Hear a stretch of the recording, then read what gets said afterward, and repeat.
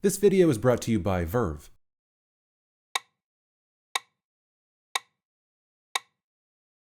This rhythm is 60 beats per minute, the same rhythm as a second hand ticking on a clock. In a sense, this is the sound of time. By itself, the rhythm doesn't elicit much of a response, but what if I told you that you were going to die at the end of this minute? Well, that changes everything. Now, with a time endpoint established and something at stake, suspense and tension grows with every single tick. This storytelling device, frequently used in film, is called a ticking clock. And writer-director Christopher Nolan was able to utilize this storytelling device beautifully in two of my favorite scenes across his entire filmography, both of which are found in his 2014 film, Interstellar.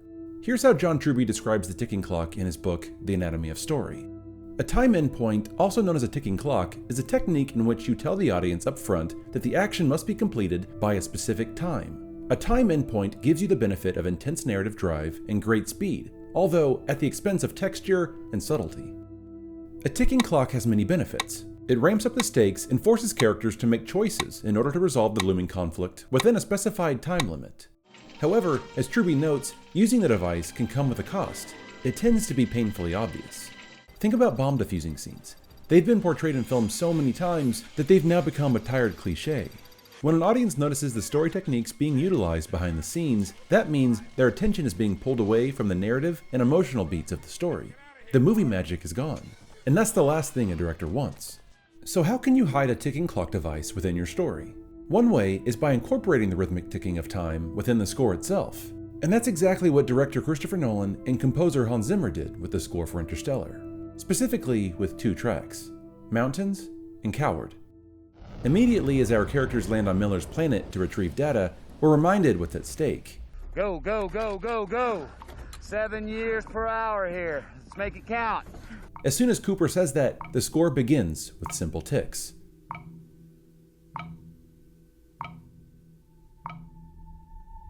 Now, each and every tick reminds the audience of time moving forward. And here on this planet, time is precious. Every second matters. The rhythm of the song begins slightly slower at 48 beats per minute, another nuanced reminder of the planet's inherent threat. And as our characters slowly realize that Miller is dead, and the once perceived mountains are actually giant waves thundering towards them, the music crescendos and the rhythm gradually increases to 60 beats per minute.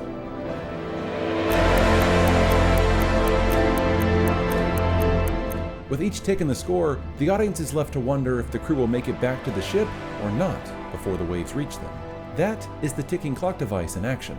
Suspense and tension rises with every tick as time mercilessly slips away.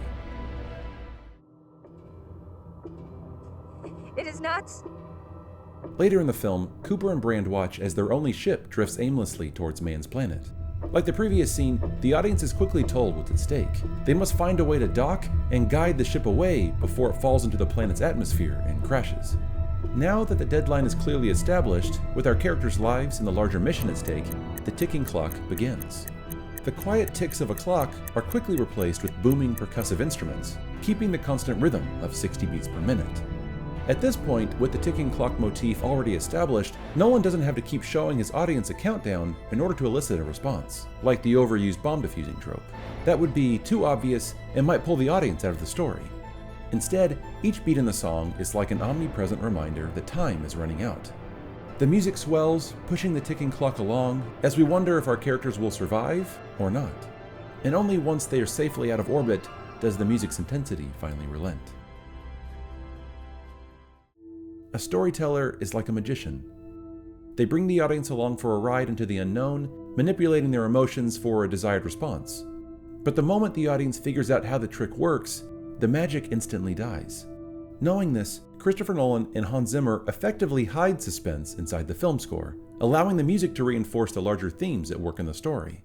Nolan and Zimmer utilized the ticking clock device again throughout the score of their next collaboration, Dunkirk, even going as far as to incorporate the sound of Nolan's personal pocket watch into the score. Nolan is a master of manipulating his audience throughout his entire filmography, and sometimes all it takes is. This video is brought to you by Verve. If you haven't heard of Verve, they're a service that pulls together a lot of great content from channels like Crunchyroll, Funimation, Nerdist, and Mubi. If you're a fan of anime, cartoons, and other unique content, I can't recommend it enough. Right now, Verve is giving my viewers an awesome opportunity to check out their site for free. Click the link in the description below or go to vrv.co/theelk right now to start your 30-day ad-free trial. You can download the app and watch on your Xbox, PlayStation, iOS, and Android device, and start watching shows like Dragon Ball Super and the brand new show Gary and His Demons, which is perfect if you like twisted adult cartoons like Rick and Morty.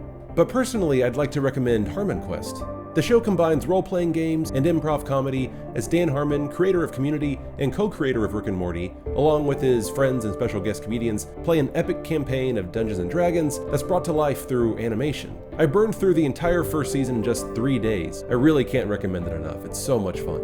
Again, click the link below or go to vrv.co/theelk to start your 30-day free trial. You'll get instant access to 12 must-have channels, ad-free content, exclusive series you can't find anywhere else, and even offline viewing, so you can still enjoy your shows when you're on the go. Hey everyone, thanks so much for watching. Hans Zimmer's score for Interstellar is one of my favorites of all time, so I was really glad to be able to examine it in this video. I really hope you enjoyed it. If you did, please like it and share it with your friends, and also leave me a comment below. Tell me what your favorite film score is. Also, I'm planning on doing an upcoming live Q&A here on YouTube, so keep an eye out for it. If you're not already, follow me on social media. You can follow me on Instagram or Twitter. I'll post there before I go live because I would love you to participate if you're able to.